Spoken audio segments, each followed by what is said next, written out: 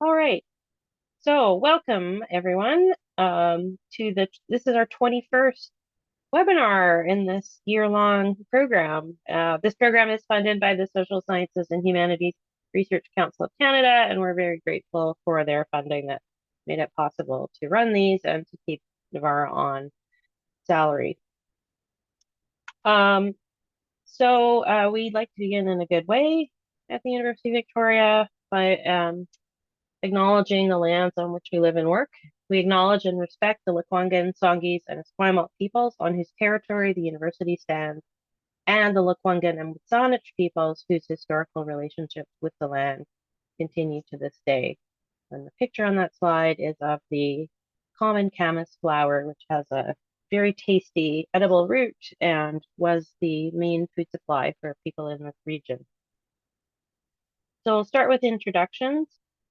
I'm not moving slides the right way. I am Janelle Jenstad. I use she, her pronouns. I'm a professor of English at the University of Victoria and also the academic director of the Humanities Computing and Media Center. I'm the conceptor and director of LEMDO and the co-coordinating editor of 3 of the LEMDO anthologies. We also have James Mardock joining us today. James is an associate professor of English at the University of Nevada, Reno, and the co-coordinating editor of Digital Renaissance Editions and the new Internet Shakespeare Edition. He's also the editor of the Internet Shakespeare Editions Henry V, which was published digitally by the Internet Shakespeare Editions in print by Broadview, and it's being republished in a corrected, remediated form for the new Internet Shakespeare Editions, and it will also have a print volume from the LEMDO Hornbook series. And James tends to be our go-to person when editors need help with critical paratexts. I'm really glad that he's here today to share his expertise. So our plan for today is as follows. You will learn about the required paratexts in a LEMDO edition. You will learn what you must cover in the textual introduction and the general introduction, and you will learn about optional paratexts. So we're a relatively small group. If you would like to jump in with a question at any point, please do so. We'll also have some time at the end of the webinar to take questions. Navarra will be monitoring the chat and the hands going up, so they will interrupt me if I don't see you. Okay, so we're going to start by talking about the required paratexts and some of the workflow issues that accompany those types of texts. These are the required components for a Digital Renaissance edition, and it is more or less the same for the Moemel mayoral shows and for the new Internet Shakespeare edition. So we ask that the editor source facsimile images. We work out a way to include a semi-diplomatic transcription in the edition.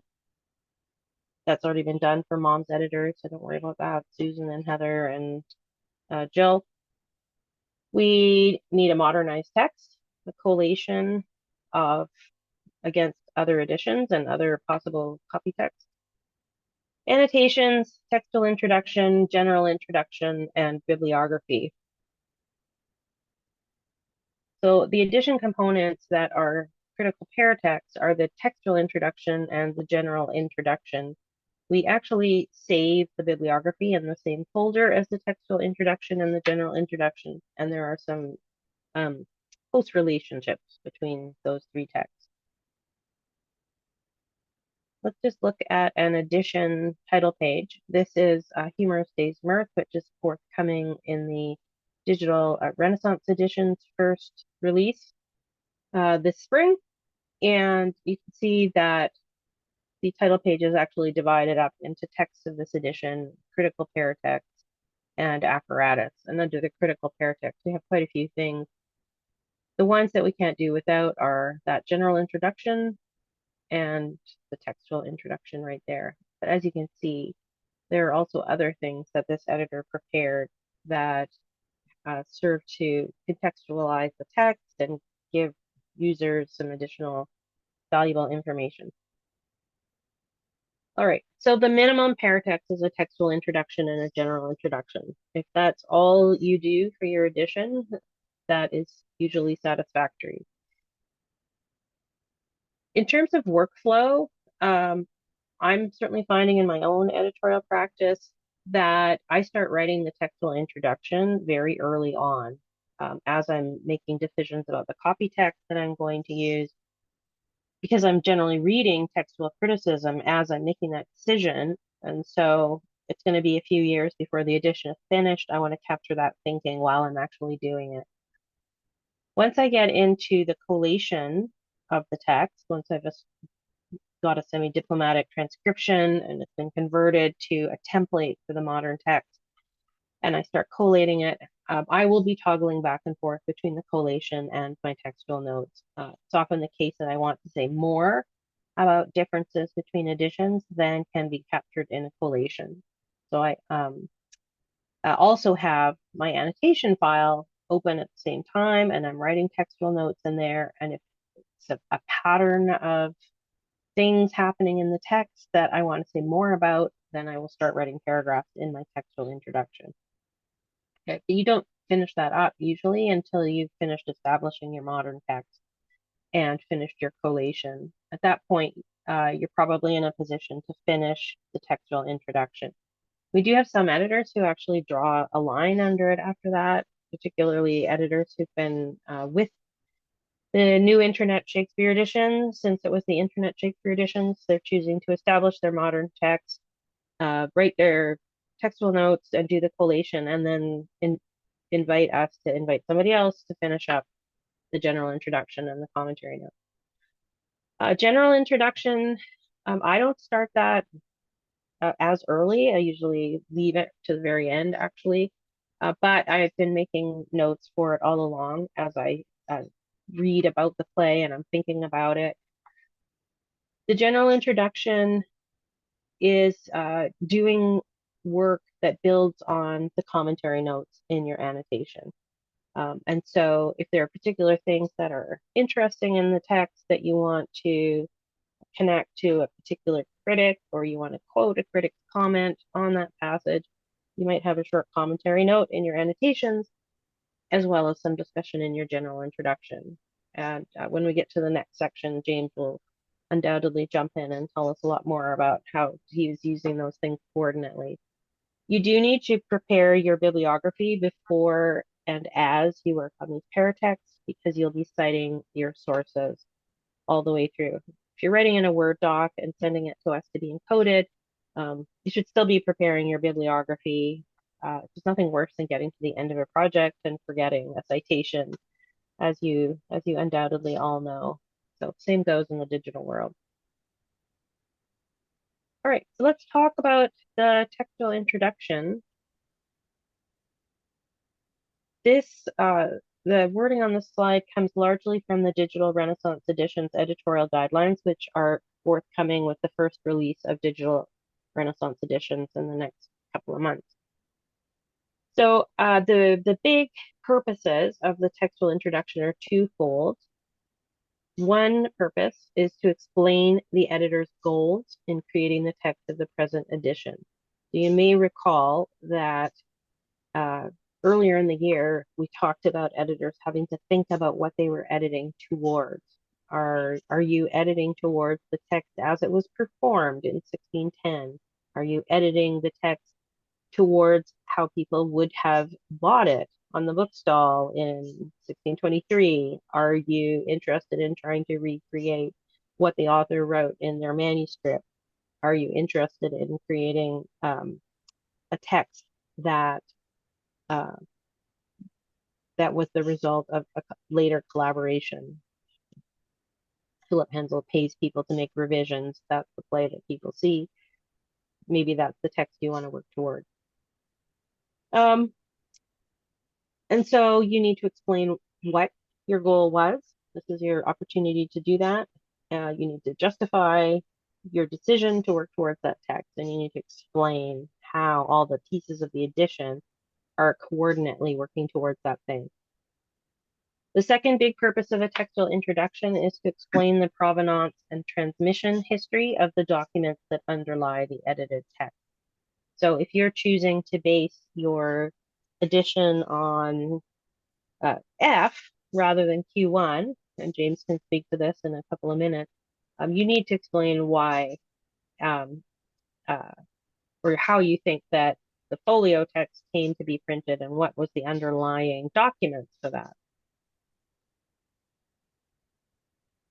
Okay, so I'm just going to run through some of the things that you must cover, and then James, I think at this point you could jump in on any slide and just share how you thought through these things for your own edition.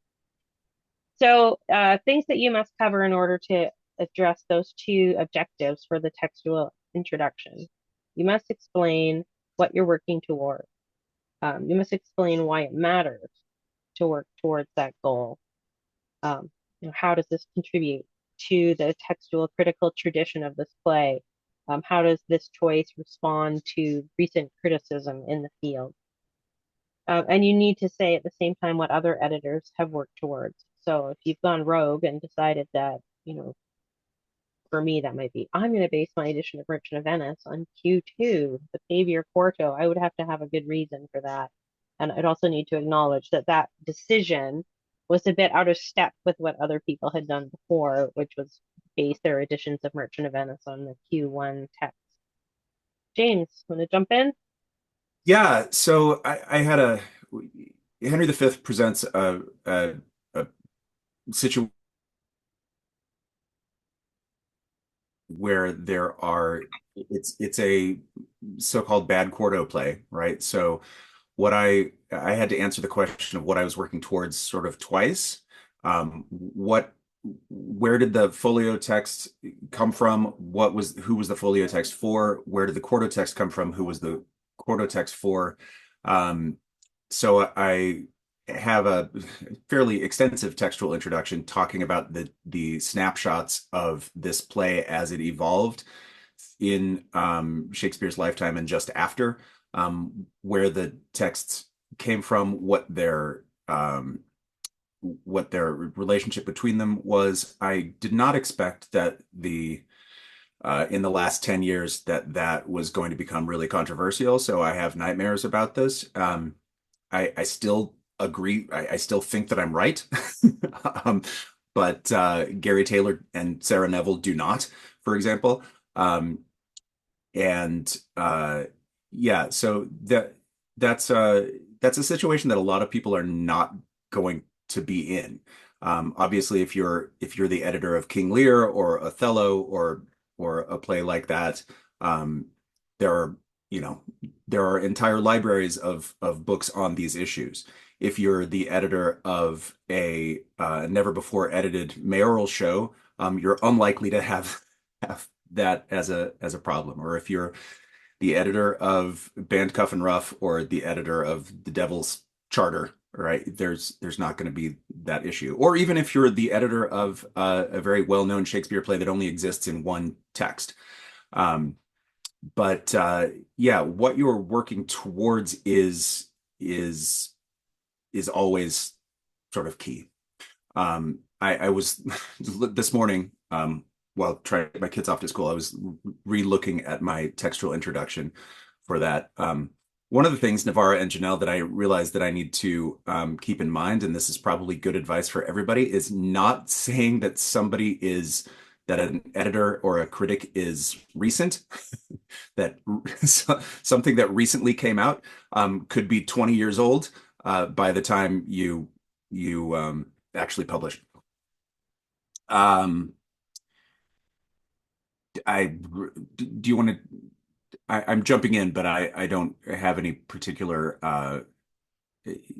aims for this. If there are questions about the question, I did have to justify editing both texts, which is again not something that most people are doing. If I'd been disallowed from doing that, I would have had to say I'm going to edit the folio text because it is the most full version of it, and then talk about the provenance of that text and its relationship to the quarto in the textual introduction.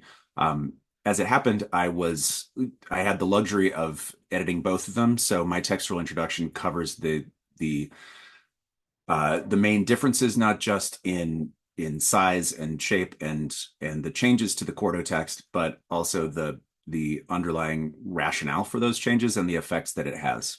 For example, I made a quite brilliant argument that the Quarto text is a more communal vision of England than the Folio text, which separates Henry from the English through consistent choices of pronouns. If I do say so myself. Sorry. I think it's brilliant, Jane. That's why we keep using it as an example.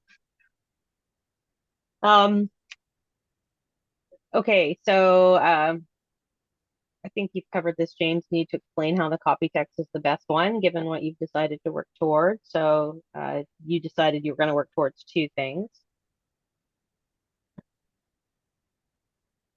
I mean, With my, a really good example for a really good model for justifying what you're working towards is still the 1986 Oxford Shakespeare, where they just decided as a group what we're working towards is the script for the first performance.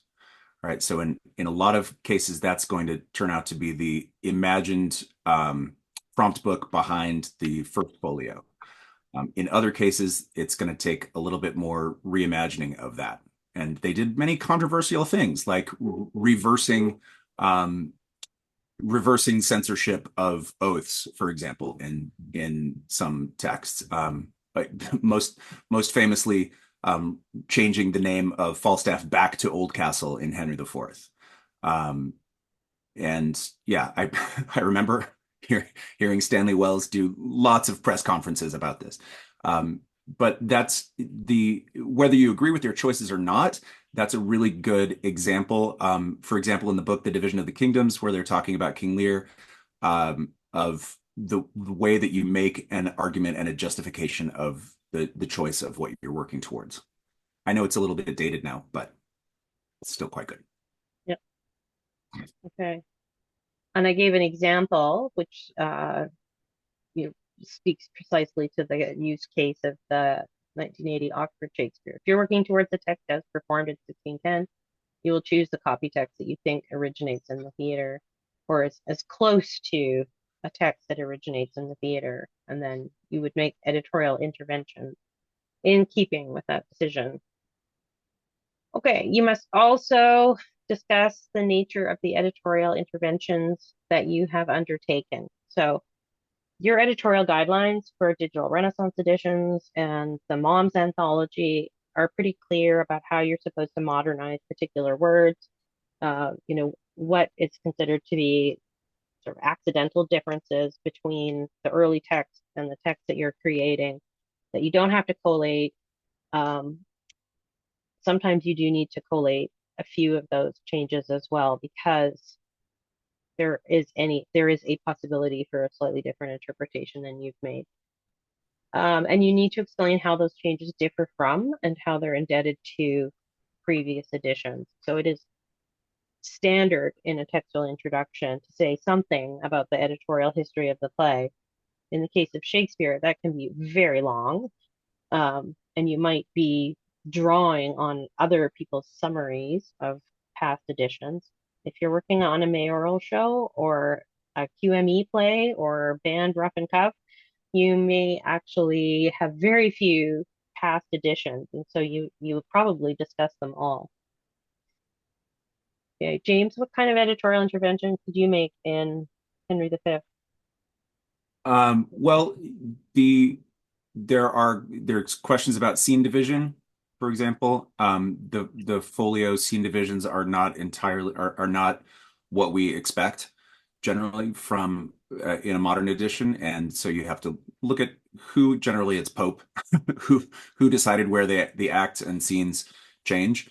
Um, there are questions about historical characters whose whose names are spelled and pronounced in a particular way by historians, but who are who are written differently by Shakespeare? And what do you do with that? Do you call Fluellen Fluellen, or do you do what Andrew Gurr did and call him Llewellyn? Uh, that's a Welsh name. Hmm. Um, do you?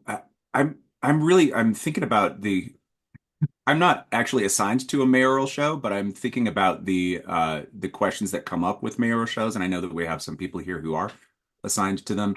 Um, right, a question about what you're working toward includes how much do you use the evidence of the way that the mayoral show happened versus the way that the company wanted to remember the mayoral show, right?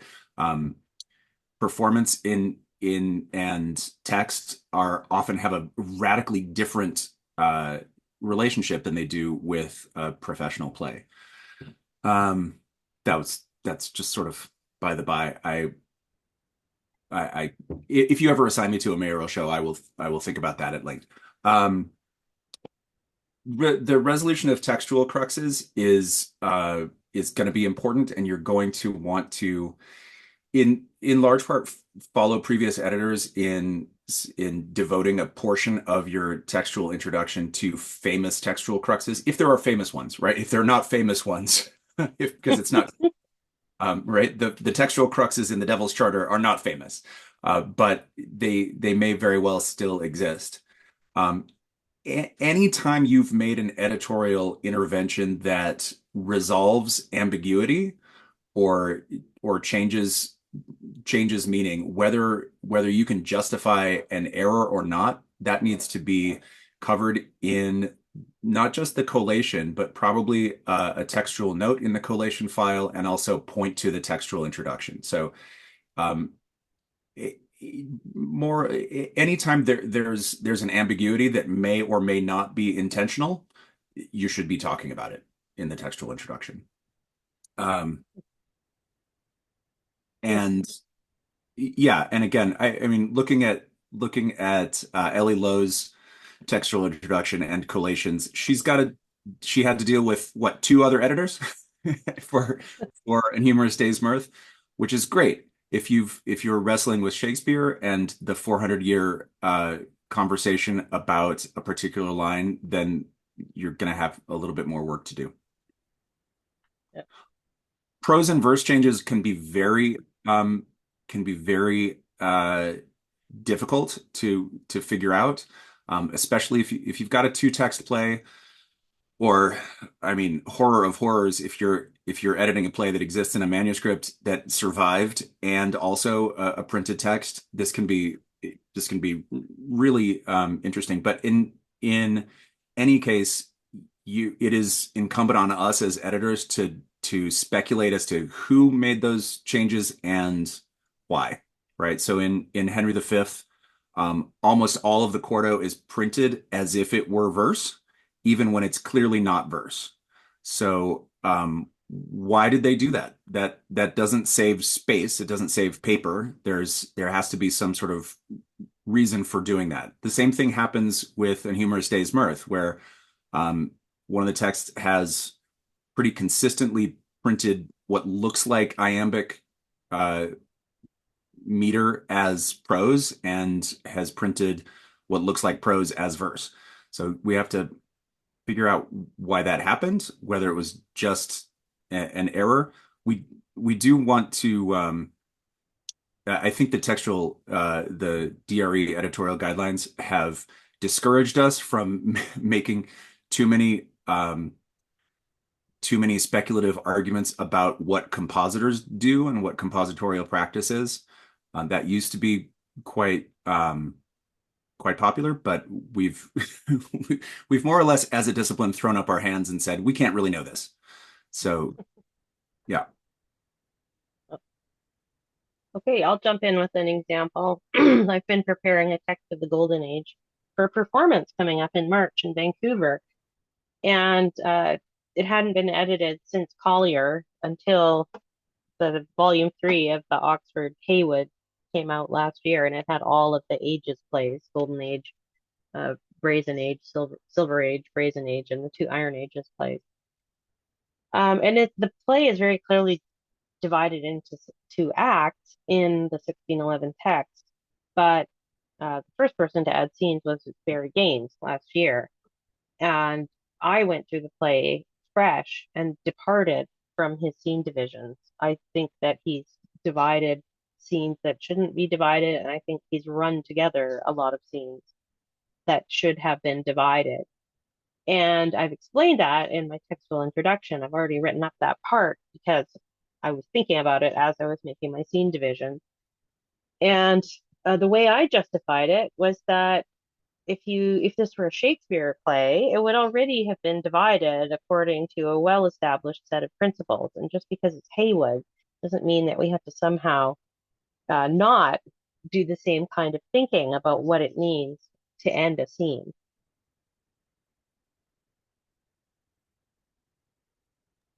All right, book history. That said, Janelle, Yep. right?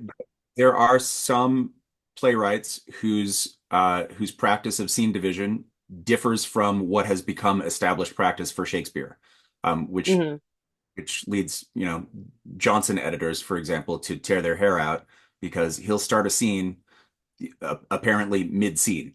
I mean, what we would consider a scene in Shakespeare is not mid-scene. Is so. Yep. Do we go with what is established practice with modern editorship, or do we go with what the author put in his folio? Hmm. And again, that's Yeah. a question that you can answer for yourself as to with regards to what you are editing toward. Yeah. The specific case was an extended battle sequence. And battles in Shakespeare plays tend to have a pattern where you'll have a lot of people on stage, and then you'll zoom down to two people having a conversation or one person giving a monologue. And in Shakespeare plays, those spots in the battle where we get to hear from one person or two people talking about the battle are always their own scenes. So I thought it was better to go with the established practice in the field, and the only reason it hadn't been done for Heywood is that the Golden Age doesn't have a robust editorial history. So it's good to know what's going on the Shakespeare editorial side because that's where a lot of our working out of editorial practice has happened. There's a wonderful essay, I think it's by W. Steed Hill, about what would textual editing look like if Shakespeare had died in the plague in 1593? Like if we'd had to work out our editorial practice with different authors, we would have maybe made different decisions for sure. Okay, you must cover a little bit of book history too. So some notes about composition and transmission, a rationale for publication of the print book or preparation of the manuscript, and a list of copies that you have consulted of your chosen copy text and other witnesses. So you don't have to fly around the world looking at every single copy of your play, but it's good to indicate the copies that you have looked at. There is more info about this forthcoming in the DRE editorial guidelines. If you'd like to have a look at them now, email me and I will send you the link to the beta site. I won't put it in the slide deck because this is going on YouTube and that URL is where we get to flail about and work things out. So let's move on to the general introduction. These are the minimum requirements for a general introduction. You will pay some attention to the sources of the work that you're editing. You will say something about the context of the composition of the play. So, James, you would have written about the role of Henry V in the opening of the New Globe, perhaps. And Shakespeare writing the play at a time when these things were happening in the outside world and in the life of the Lord Chamberlain's men. Um, you should talk about the first performance. Who was it for?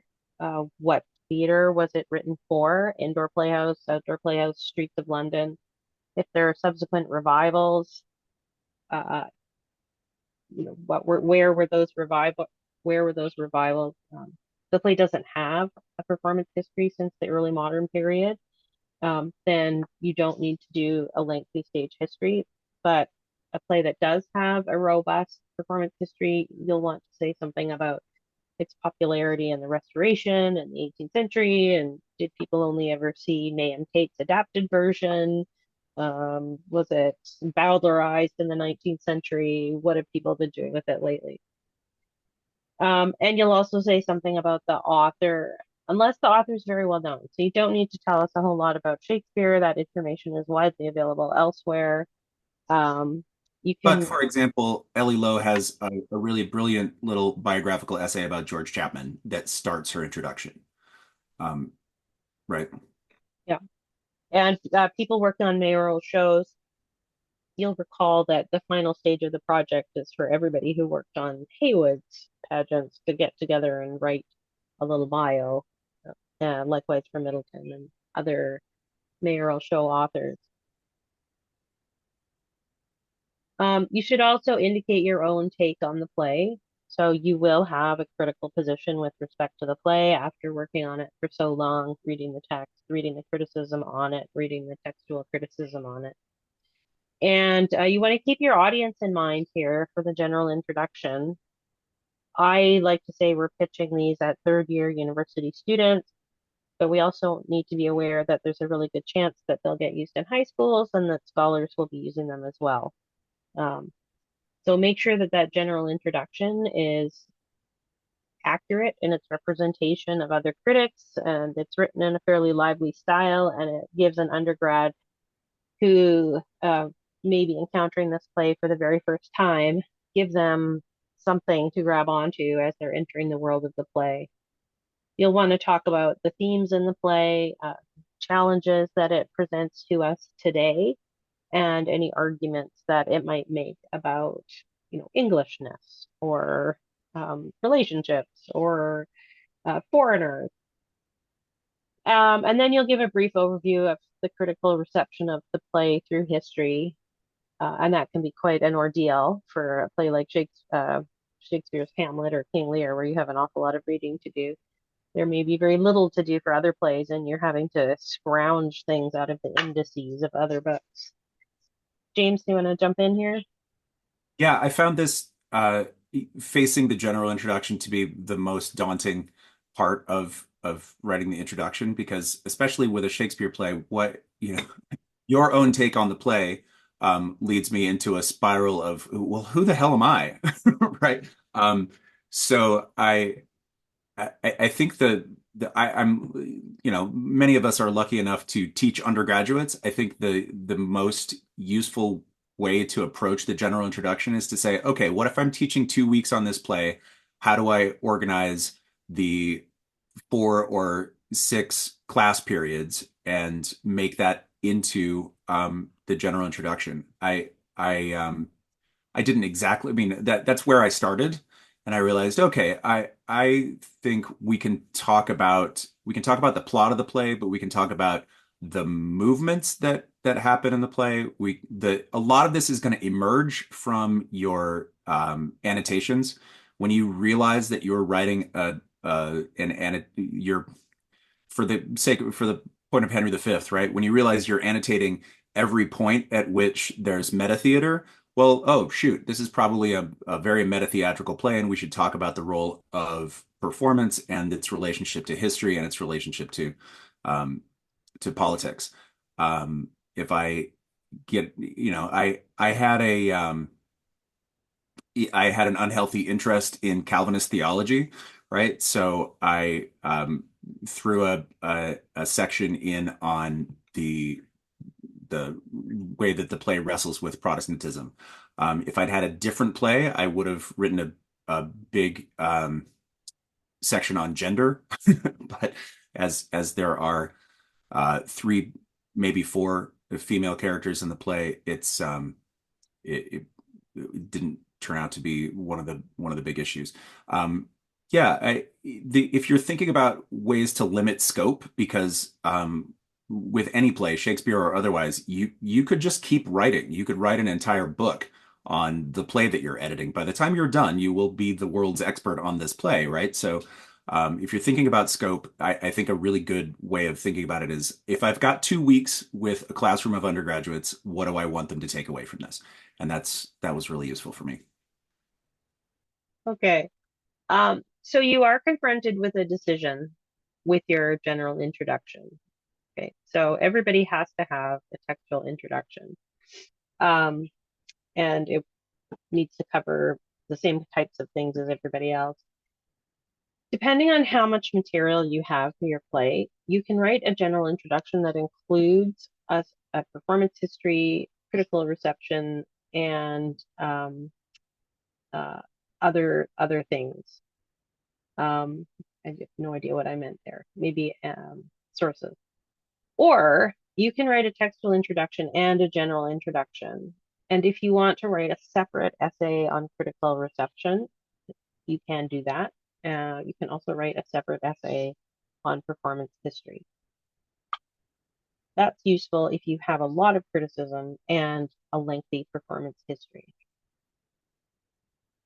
What you decide to do is going to probably depend on two factors. One is how well studied your play has been, and the other is some consideration of where these things are going to be published. So your textual introduction will only ever be online only. We do not include those in the LEMDO Hornbook series. This is the cover for A Humorous Day's Work, forthcoming soon. The general introduction will be published online and in print. If you have separate performance essays or critical history essays, they won't be included in the print edition. So with that in mind, you probably don't want to omit all references to stage history and critical history in your general introduction. Okay. So what you'll probably do is give us a paragraph or two on critical history and point to this longer essay. You'll get a link in your digital edition and there'll be a reference to that section in the print edition, and then readers of the print edition can go to the online edition and read it there. And likewise with performances, you'll want to say a little bit about first performances and subsequent performance history, but then you can direct your reader to this longer essay. For critical history, a lot of the things that you want to say about the play, your take on it, what its issues are, what thematic things come up, you're going to be quoting other critics. And so there should be a kind of back and forth between you and other critics in the general introduction, even if you also have a separate critical history essay. This will also be the case with your annotations, right? I mean, it is, as Janelle pointed out, it's really useful to think about your general introduction as being of a piece with your annotations. So we can link to the larger critical history from annotations.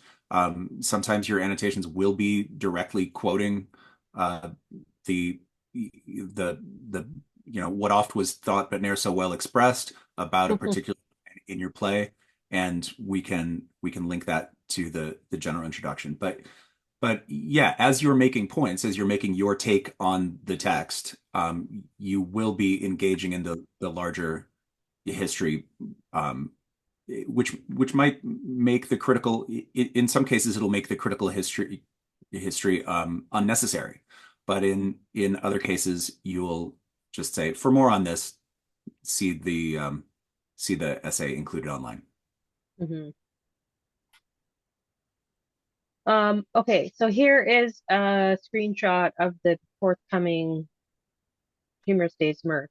Okay, and I just wanted to point out that in the Horn book, we have the general introduction. These are all section titles from the general introduction, so you should feel free to use headings in a long document.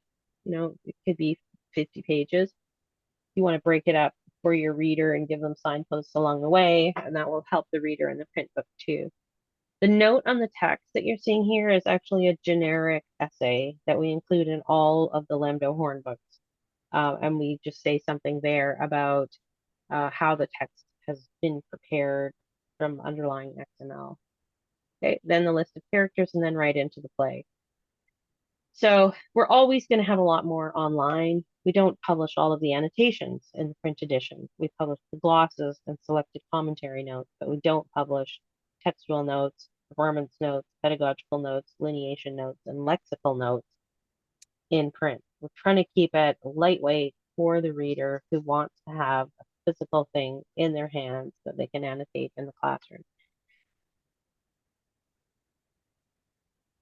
Right, let's talk about the other kinds of paratexts that you can have. So I've gone through the repository and I've just pulled out some paratexts that have appeared in other editions. So sometimes you'll have paratexts that are performing the function of specialized textual criticism. So some of the editions have included an encoding note to say how the editor has used the affordances of LEMDO's customization of the text encoding initiative markup language in specific ways. For the most part, you're coming in line with what LEMDO prescribes as encoding practice, but maybe you're doing something that's a little bit different or special, or something you've had to think really carefully about whether you want to use this tag or that tag. Maybe you write an essay about that. Okay, so I'll just go ahead and show you an example. This is from my edition of Merchant of Venice. I have written an encoding essay. A lot of it's now redundant because we ended up putting it in the guidelines, but I was thinking through what should go in the guidelines by encoding parts of the Merchant of Venice. So we have two ways of encoding quotations in LEMDO. One is the quote element and one is this Q element. And I knew that I wanted certain things to have quotation marks around them in the output, but I also wanted to make sure that I was encoding things truthfully. And so I made a distinction between quote and Q for my own project. And this is the paragraph from the encoding note that discusses that. Quoted speech is wrapped in the quote element. So if a character says, think, my lord, from Othello, there's this kind of echoing scene. I would put that in the quote element because one character is really clearly quoting the previous character's speech. But then there's also kind of imagined speech. I think of them as proleptic quotations, so nobody said it yet. I wrap those in the more neutral Q tag, which doesn't make any claim that the passage is quoted. For example, when describing his intended behavior in Belmont, Gratiano promises that he will say Amen. So I've encoded the passage as followed inside the line, sigh and say Amen.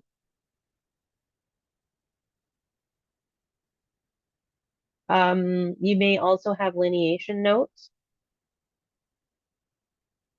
You can have lineation notes in your annotation file. We actually have note type equals lineation. But the editor of The Honest Poor Plays did so much relineating that he ended up giving us a fairly lengthy list of those, and they just appear as a list on the old Digital Renaissance Editions website. We've re-encoded them as a table with the notes there. Can I ask a question, Janelle? Is Yeah. that something is that something that's required? In as much as we have semi-diplomatic transcriptions, if we're making those changes, and in some cases there's centuries of collation for Mm-hmm. whether that word goes on this line or that line. Yeah. I wouldn't do this for a Shakespeare play. Okay. I, But I might do it for a less canonical play that's never had that kind of work done. I tore my hair out over this, and did not was not satisfied with anything that with any of the output. Um, Mm-hmm. and we used to have right, we used to have with the old rickety IML, we had prose and verse tags Mm-hmm. that broke everything. So that's part of it. If we can if we can make this an optional thing for our editors, I think that we will make a lot of people sleep a little easier. Oh, yeah. I mean, you have to wrap what you think of as verse in the L Yeah. element, and you have to wrap prose in the P element. The only place where it gets really sticky is if it's a short line that's metrically kind of like verse, but doesn't make up the full line, or is, yeah, this person's speaking verse for 5 syllables. Um, because it's digital, we have to make a decision. We can't just cop out and not say anything about it at all. Yeah. Anyway, this is totally optional, and the reason it's here is because LEMDO was given it, and it had been published in the old DRE, so we remediated almost everything we got for all editions, whether or not it's a pattern we want to observe going forward. Okay.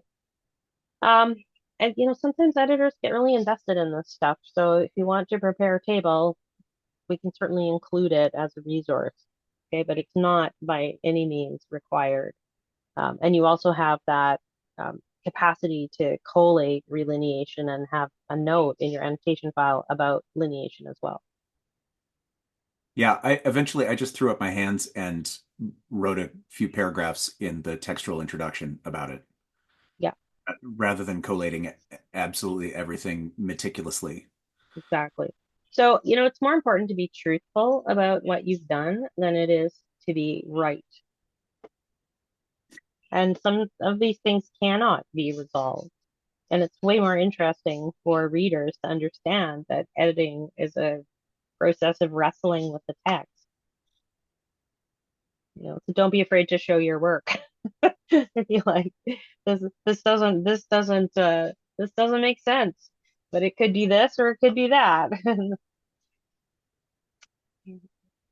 um, Forward here.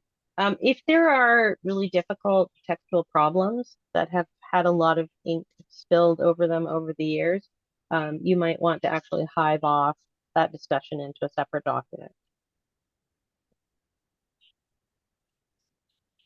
And where do we put those in the edition? Do we call those appendices? Do we make it part of the textual introduction? Let me show you.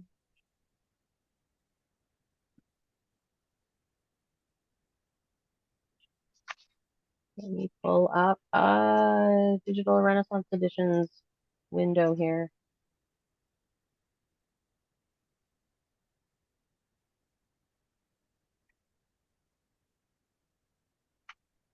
So this is the forthcoming DRE. Looks great. Thank you, Navarra. So this is the title page for Humorous Days Mirth. So these are some of the things in the critical paratext. There's the general introduction. There's the textual introduction, but there's also a note on the lottery, notes on early modern staging, a textual introduction, but also textual issues originating in the printing house. Um, and so there were some things that just didn't fit in the flow of the textual introduction and needed a little more attention. So Chapman's handwriting was one of them, and speech prefixes. So, we all know the problem with the core speech prefix in the first scene of King Lear. Is it Cordelia or is it Cornwall?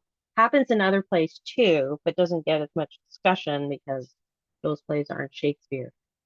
So our editor has had to wrestle with speech assignments because these speech prefixes were ambiguous.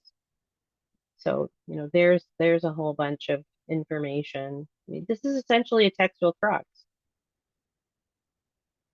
And the essay does allude to King Lear.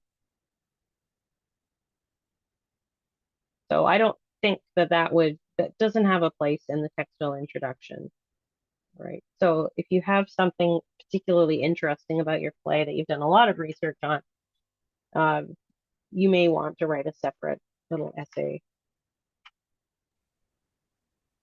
And it will just appear under paratexts.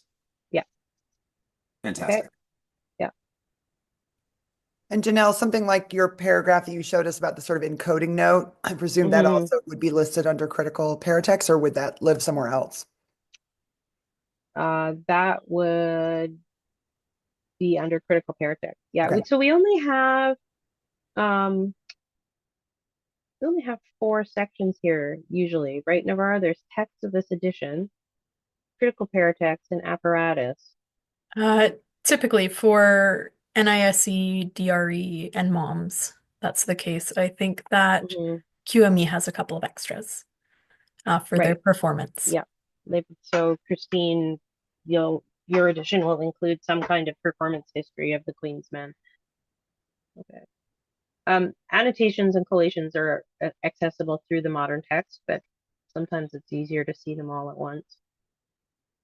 So they get published separately as well. Okay.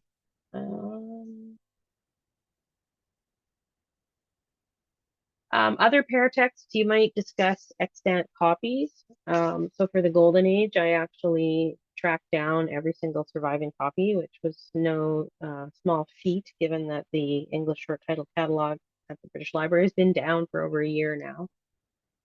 You might also want to talk about early publication history. So a student who's been working on Musidorus with me to track down all 17 quartos and like discrete publications. There are multiple copies of each one. So she also did an extant copies of each publication and even found a publication that had disappeared in the Second World War. She was able to track it down and relocate it. Nobody had thought about it since Greg, and there the student found it in Poland. So there's my table of extant copies of the only quarto of the Golden Age, and I've put in call numbers and links. Let me go back. Yeah, early publication history. So we have another table of all of the quartos, who printed them, who published them, and then links out to copies of those. You don't have to do that, but if you've got the information and you think that somebody, maybe your more scholarly readers, would be interested in that, we're certainly not going to say, no, no, no, you can't do that. If there are notes that you want to make about early modern staging, if you've thought very hard about how the play would have been performed on the early modern stage, maybe it's speculative, maybe it's based on, textual analysis of dialogic stage directions. You could do a separate essay on early modern staging, which is what LEMDO did. Our edition of King John includes a generous selection of actors' interpretations of the roles. That's not required, but we'll consider it a bonus object. All the QME plays have a performance introduction because QME's editorial methodology is to use performance in order to edit the play. And they put these plays, get them up on their feet and see how they work.